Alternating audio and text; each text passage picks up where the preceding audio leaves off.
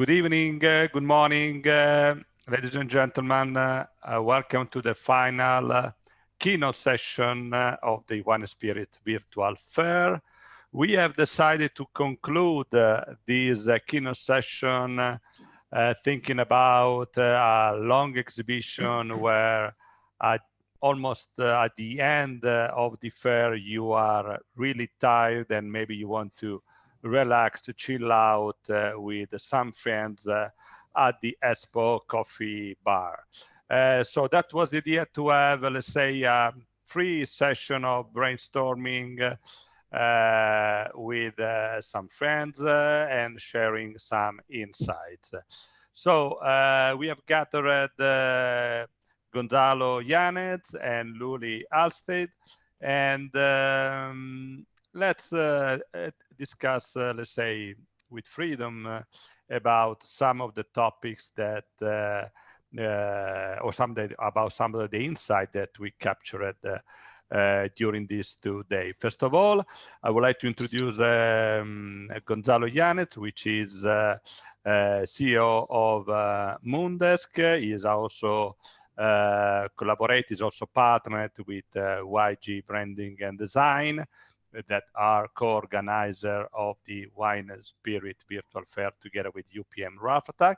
And it's always a pleasure to talk with Lulie Halstead, which is CEO of Wine Intelligence, that we have had the pleasure to listen a few minutes ago with her brilliant session about the consumer behavior during the COVID and the post-COVID era. So if it is okay for you, we can start our discussion, and maybe during the coming minutes, if we are lucky, we might find that Gonza will join the conversation. The first question that I have for Lulie is the following. Listening to the speakers that I have introduced yesterday, I had this information. I have received this information. The quarantine has clearly pushed wineries to move more and more towards the e-commerce, and during the quarantine period, the supermarket, the FMCG channel, has been the only physical channel where the consumer could buy wine. But the point has been that through these two channels, there is no engagement with the consumer. There is not the same level of engagement that you can have when you buy in a retail shop or through, let's say, more dedicated channels. So the question is for you, how wineries will renew the storytelling without flattering the narrative, in case that these changes, like the e-commerce, will remain, like, if I'm not mistaken, I have heard from your session, in the coming months and year. What is your view of this? Well, the first point in terms of what is motivating consumers at the moment when it comes to wine and what choices they're making is we are seeing that different choices are being made, because as you say, you know, sort of supermarkets and online being the key channels that we've had access to in most countries around the world during the last 2 or 3 months. What we find, and I was saying earlier in my presentation, is that consumers tend to, we are all consumers as well, human beings tend to sort of migrate towards the known in these types of times. So when we're feeling a bit stressed or under pressure, I'm not sure what it's like being shopping where both of you are over the last few months, but it certainly feels like a more stressful event here in the UK. You know, lots of queues, having to socially distance in store, one-way traffic in the stores, even in the supermarkets. So all of that is leading us as consumers to actually sort of grab and go and dwell less in store. We have, as you said, the opportunity or not the opportunity to communicate with retail staff and at the cellar door, being often the same case, even if we were able to purchase from the cellar door. So the result of all of that has been that typically we've sort of gone to what we know and what feels safe. As a result of that, we're seeing that the kind of major brands in each market are actually the ones that are doing well out of this in terms of volume. We tend to be less experimental when we're stressed or in crisis. So we're seeing consumers, all of us, sort of narrowing our repertoire in terms of what it is we're doing in these times. So how do we engage, to your question? If that's the case, how do we re-engage going forward? I think online, there are lots of ways of engaging more proactively online. We're all getting used to what we're doing now. We're all getting used to communicating much more through a digital platform, even if we weren't before. I imagine most of us in the working world have mastered Zoom and Teams and every other platform that exists, even if we haven't quite got it right, as well as speaking to our friends and family and socializing in this way. So the sort of positives for the DTC, and certainly online DTC, is that we're learning pretty quickly as human beings and consumers to engage more this way. So actually being able to zoom in, if you'll excuse the pun, to wineries, to meet the winemakers, to see the cellar doors, to see the winemaking process, to visit the vines, you know, to have, you know, sort of web streaming of vintage, those sorts of things, which for a lot of consumers are, if I use a word, quite romantic and quite engaging. So actually, we've got a positive opportunity, which is to use this way that we've now learnt to communicate, even if that sort of drops off a little bit as we re-enter the face-to-face world. There's certainly a lot that can be done there. And we know consumers love to get to the kind of heart of a winery, you know, learn how wine is made. You know, what curiosity will remain, and they can explore probably also through the internet how that wine is made or what are the properties of that specific grape. Yes, that is true. That is fundamentally true. Yeah. And regarding one slide that you shared in the previous presentation about the growth in terms of sales through the e-commerce. My question was, have you been able to record also a change in terms of quality? I mean, you were saying that the consumer go more towards products that are giving a feeling of reassurance. Okay, but what about the quality? They are, when you are on the e-commerce, you are more focusing on price, on a discount, or maybe the consumer now is evolved in a way that, okay, I buy from that platform, but I want to buy that good wine because I deserve it. What is well, the answer is actually a bit of both. So when we work with consumers and talk to consumers, that buying online sometimes is about value. Because typically we're buying multiple bottles at the same time. So, you know, 6 bottles, half a case, whatever. So often the online purchase is motivated by a combination of convenience and value. So searching for a discount, a deal, a promotion, and being motivated by that discount, deal or promotion. On the other hand, and I was in fact today just looking at a client based in British Columbia who's just launched a website from their winery in the UK, and they're selling sort of 3-bottle packs at equivalent of about sort of 200, 220 euros for 3 bottles of wine coming out of, fine wine coming out of British Columbia. So the other end of the spectrum for online is that very specialist kind of way of getting hold of more niche luxury and iconic wine that, often you won't find in even a specialist retailer.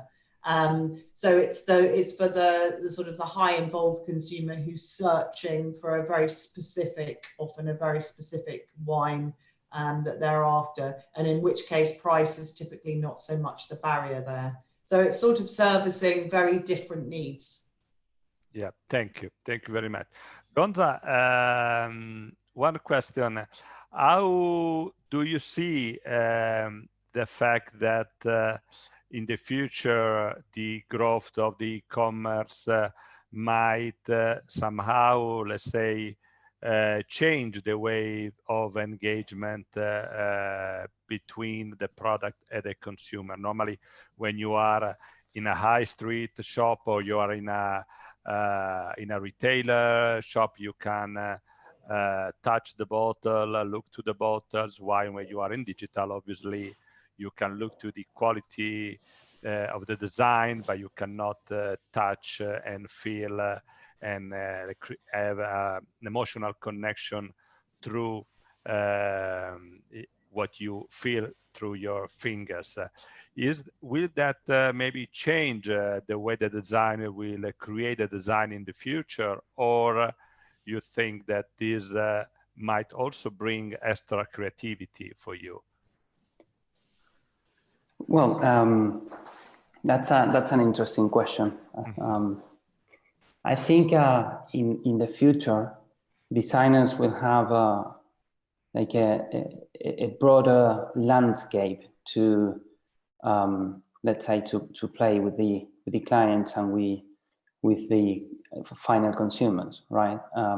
Nowadays, when you go to a shop, you have to compete in a shows on shows full of different wine labels, and really competition is pretty hard, right, for wine brands to stand out of the shelf, right?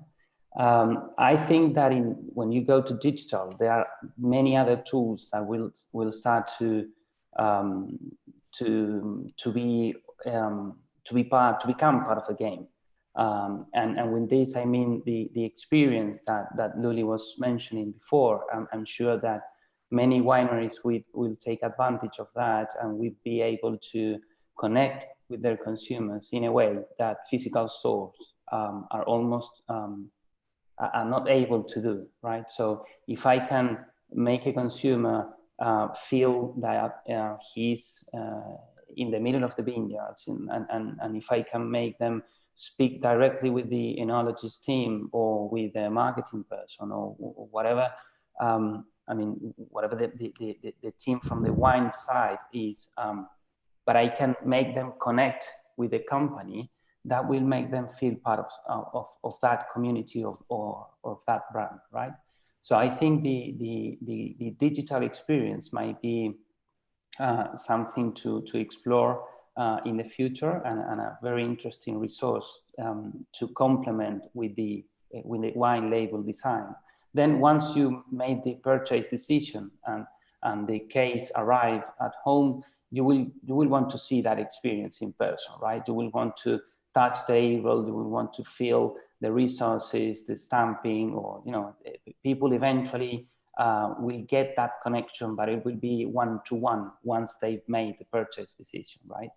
And when you go to digital, there's a whole world of opportunities that will also come out, such as the gamification, right? There's a lot going on about those concepts as well. And I think there's an opportunity for wine brands to start like offering different experiences to their consumers in terms of gamification, right?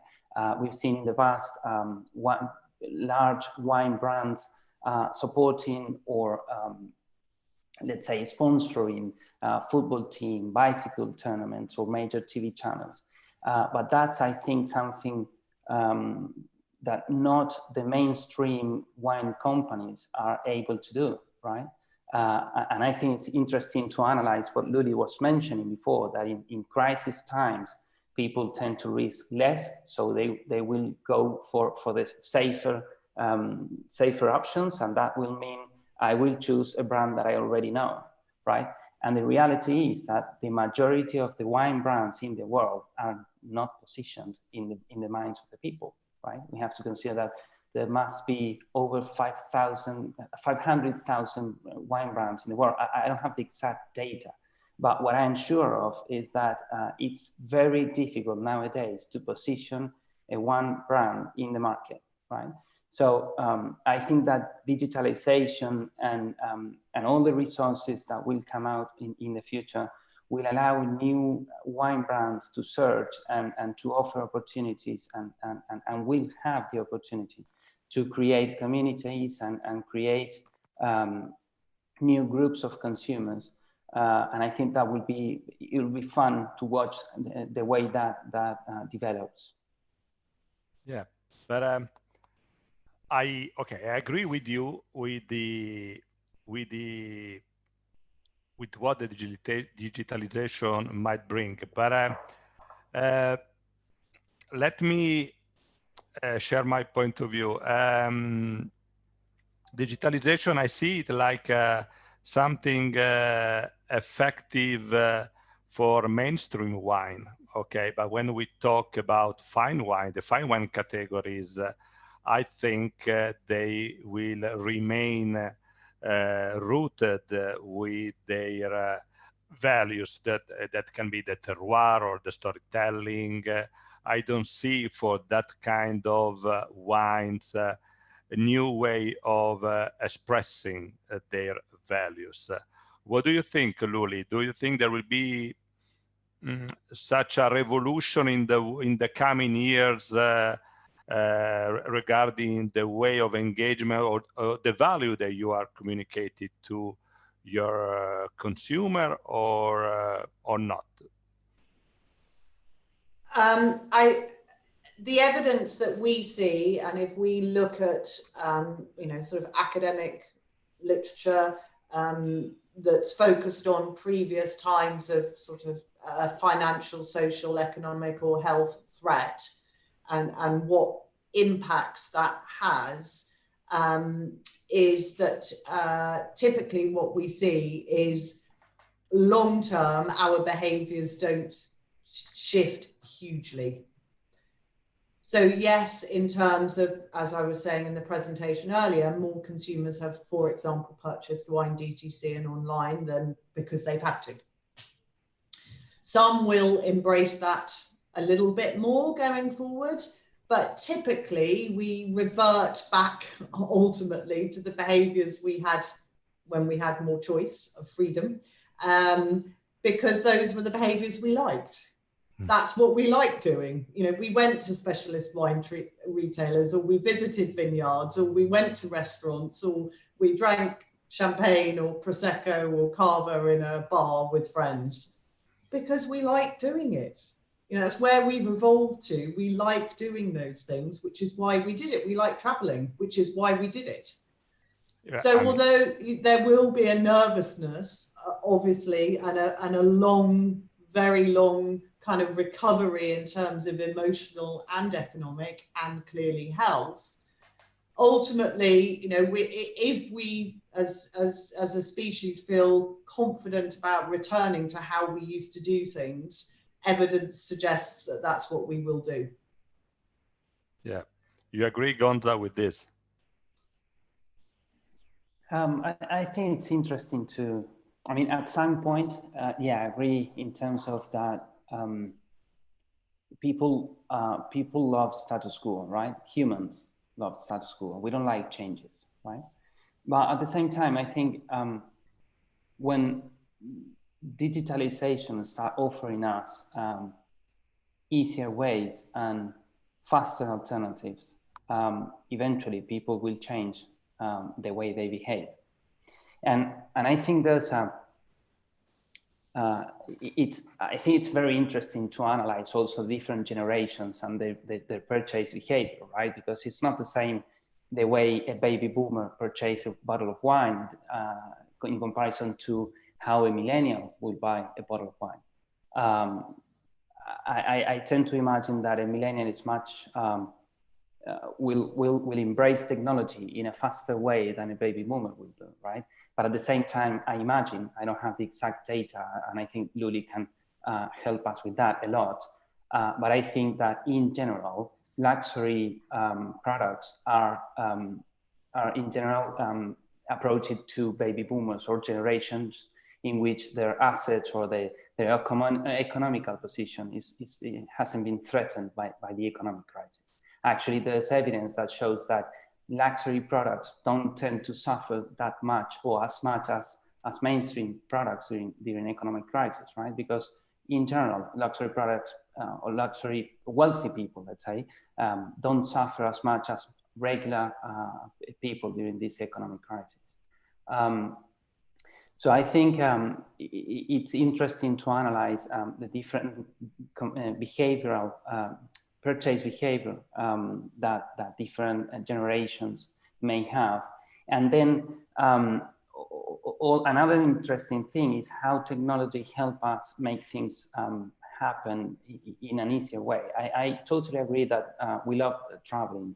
Everyone loves traveling, and we will continue to travel around the world. But how many, we all love wine, right? And how many wineries have we all been able to visit around the world? Perhaps we haven't been able to visit more than 10% of the wineries around the world. And digitalization... Percent would be already a big number. Absolutely, yeah. 10%. That would be a lot of traveling. A lot of traveling would be. I'd like that job.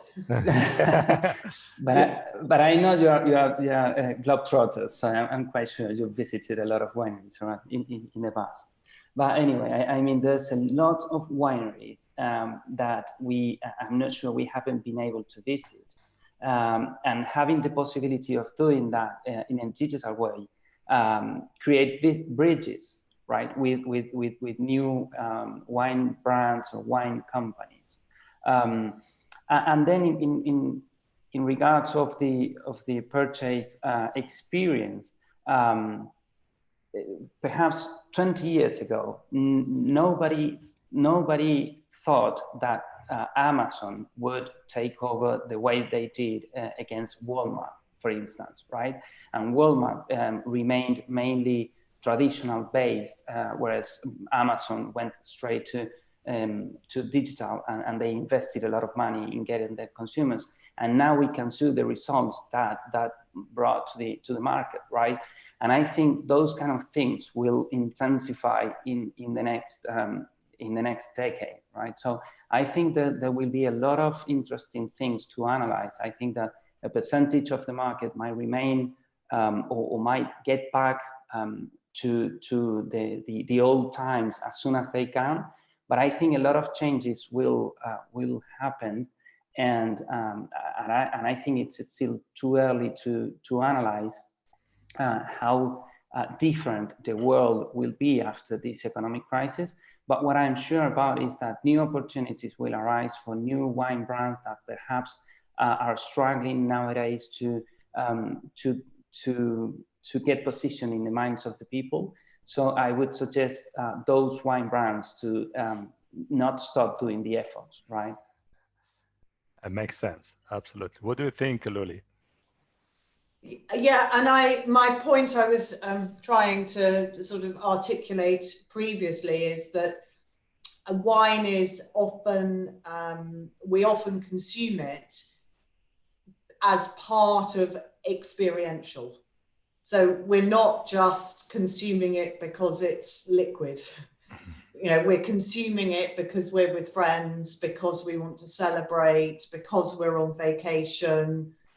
and you know, 100 other reasons that we could all list very quickly as to why we can, you know, why we enjoy consuming wine beyond it's liquid and we like the taste. Yeah. Yeah. So although the digital, yes, I completely agree with you that this has forced more people to interact with wine digitally more than they did before. And there will continue to be that opportunity to interact with consumers digitally, which might mean increased purchasing DTC or online proportionally, some increased purchasing. But I suppose the point I was making earlier was, you know, visiting a winery online and buying some champagne online, if we use that as an example, will never replace meeting your friends for their birthday and raising a glass together. So because wine is so inherently a cultural symbol, a cultural product, is part of our personal status and part of our external status, part of our kind of pleasure sensor, not just because it's alcohol, but because it's associated with friends and family and sociability and reward and luxury and travel, and again, a very long list. You know, that's the bit that we will revert back to when we have the opportunity to, because we've chosen to do it because we like it. Yes, of course. We will continue to do the things that we like. So I agree with that statement. I would like to drive the conversation on another element. So we were talking about the digital platform, the way where the way you can buy wines in the new era, in the new normality. Listening also to your session, Lulie, you said that consumer during the COVID period were also buying larger format in different type of packaging. Okay, so the wine is traditionally quite a conservative product in terms of packaging type. So glass is always with the same shape since centuries. Bag-in-box is gaining popularity, but more, let's say, in the Nordic countries of Europe. In the Mediterranean, it's much more difficult. My feeling is that maybe thanks to this crisis, there might be possibility for us speed up in the modernization or in the types of packaging that the wineries will offer, or is maybe nothing will change so significantly.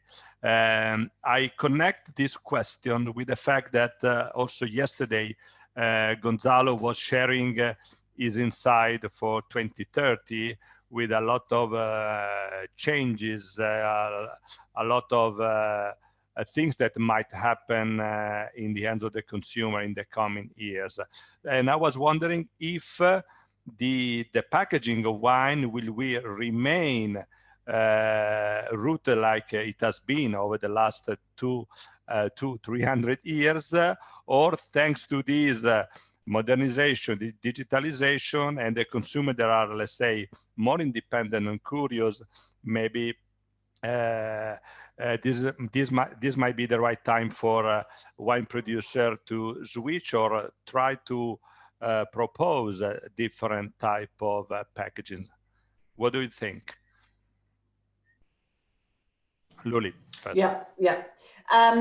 So yes, we've seen, and you look at the sales data in many markets, that there has been some uplift, for example, in larger format bag-in-box, particularly over the last 3 months. When we talk to consumers about that, the kind of key drivers or the key reasons for that are practical and utility. You know, not wanting to spend too much time in a store, wanting to limit the number of occasions at which you have to visit the store. And as I was saying in the presentation earlier, you're kind of not going anywhere. So the idea of, you know, sort of being able to finish which is always a resistance from some consumers, or I'm not going to finish the bottle, or in this case, I'm not going to, be at home to drink a whole bag in box over a number of days or weeks. Well, we have been. So that's actually made that barrier kind of temporarily disappear.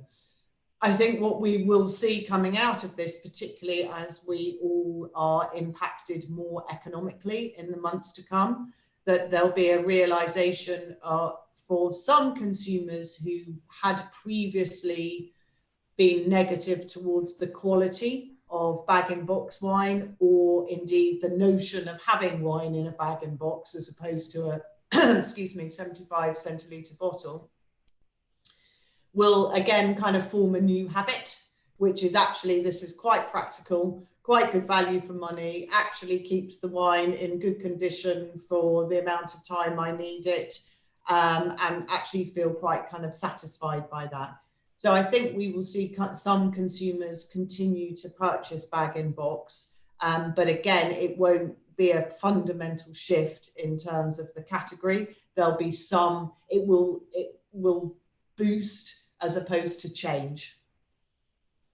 Do you foresee any other type of container that which is not a bag-in-box in terms of shapes or bottle that maybe are more sustainable, or with different shapes to optimize the space that the bottle actually requires in terms of transportation, Gonzalo, or what is your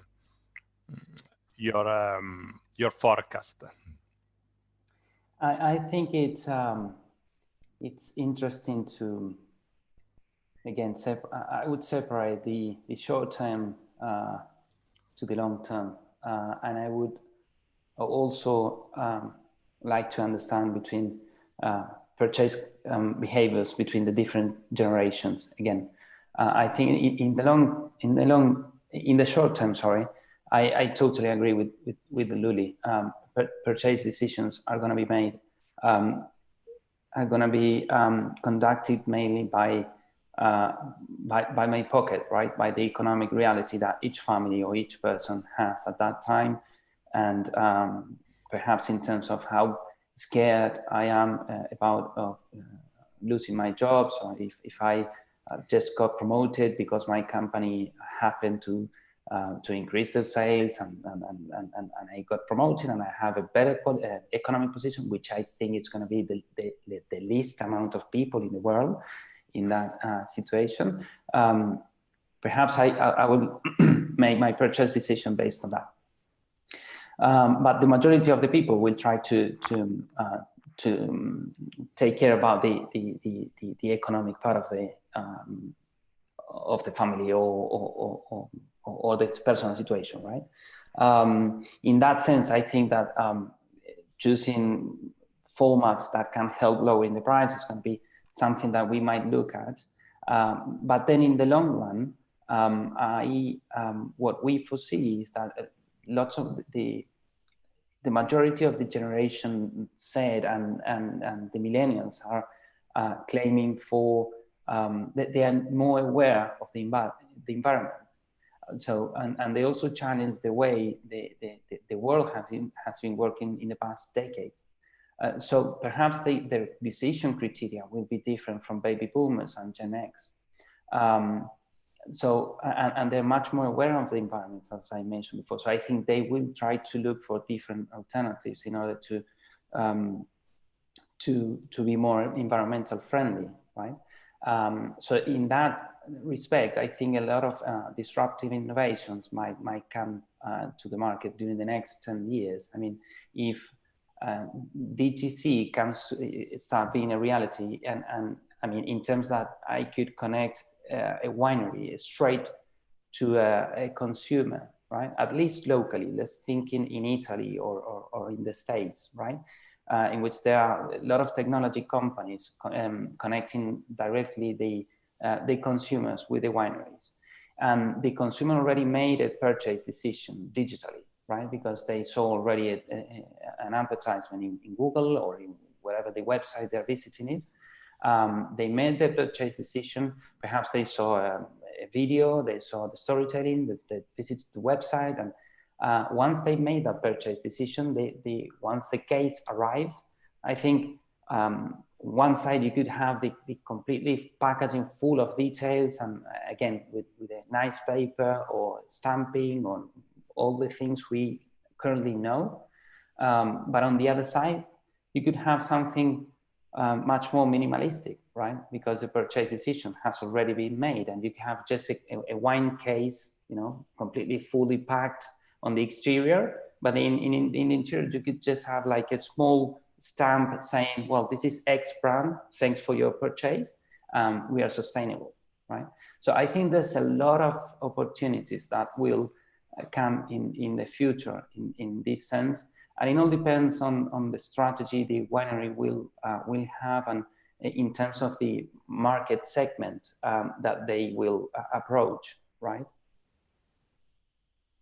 Very good, very good. Thank you, Gonza. We are almost out of time. I don't know, Lulie or Gonza, if we want to share any other idea, thought. Otherwise, I ask you, Gonza, if you can check in the message box if there is any question. This is a very open session. Otherwise, we can close this coffee break between the three of us and get ready for the next webinar that is about to come in 20 minutes from now. So we also need a technical time to switch to the other room. I don't see any questions on the screen for the moment. I thank you, Lulie, for being with us in these 2 days. We truly love all your session. We thank you for the quality and the contribution that you have provided in this virtual fair. And I thank you also, you, Gonzalo. And I think our audience will see you also later during the day in other sessions, maybe. I know there are another couple of sessions dedicated to Moondesk. I don't know in which one you will be part of. But I thank you all, and thank you for being with us. See you soon. Thank you. Thank you very much. Bye. Bye. See you soon. Bye-bye now.